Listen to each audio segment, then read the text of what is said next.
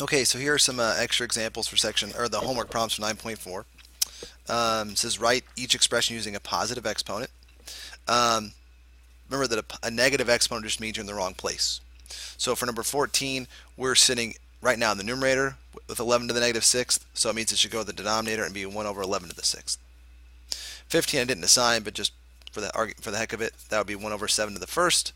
And then number 16, again, they're still sitting in the numerator, so 1 over negative 4 to the fifth. And that negative exponent does not affect the number inside. It still stays negative.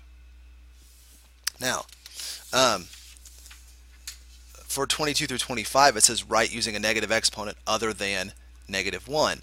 So all of these are actually factored for me already, so we're good to go. So this means, hey, it's in the denominator. I need to put it in the wrong place and throw a negative exponent, so it moves to the top. So 9 to the negative 4.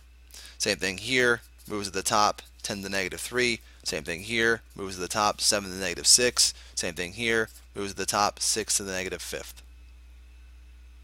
So all of them actually move to the top, and they'd really all be over 1 because there's always a 1 in the bottom. But we don't have to write that because anytime it's over 1, it's over 1.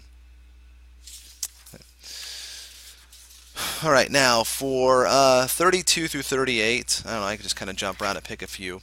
But the one thing I did say in class is this. Always rewrite these with positive exponents first. So this guy would be then 1 over n to the fifth. This would be negative 1 over q to the first because it's a negative 1 times q.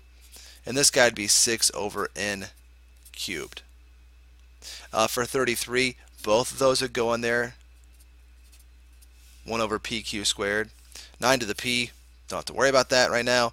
And then 39, 4p to the times q to the negative 2. Only q to the negative 2 has a negative exponent, so it'd be simply 4p over q squared. But now once you do that, now you can just throw numbers in for your variables. So for instance, number 32, it'd be 1 over n to the fifth, so it's 3 to the fifth. When you multiply that out, you get 243. There's 32. Sorry, yeah, 32. 36. This one's a good one because it's 9 to the p. Well, that'd be 9 to the negative 2, which means it's 9 to the negative. That's a negative exponent, so it'd be 1 over 9 squared, which is 1 over 81. Okay. So that one actually would be, even though there's something to move in the beginning, I'll get a negative exponent and have to move it afterwards. Okay. And there are some problems from 32 to 39. Okay. And then 48. Okay, 48. Right now, both of these guys are in the wrong spot. They both have negative exponents, so it needs to move both of them down. Well, there is no denominator, so they become the denominator. And then there's a 1 left over on top. And then our last thing to do is to simplify these by multiplying them together. So we get 1 over n to the fourth times n squared, which is n to the sixth. So 1 over n to the sixth. There's 48. Okay. And that's a bunch of examples from section 9.4.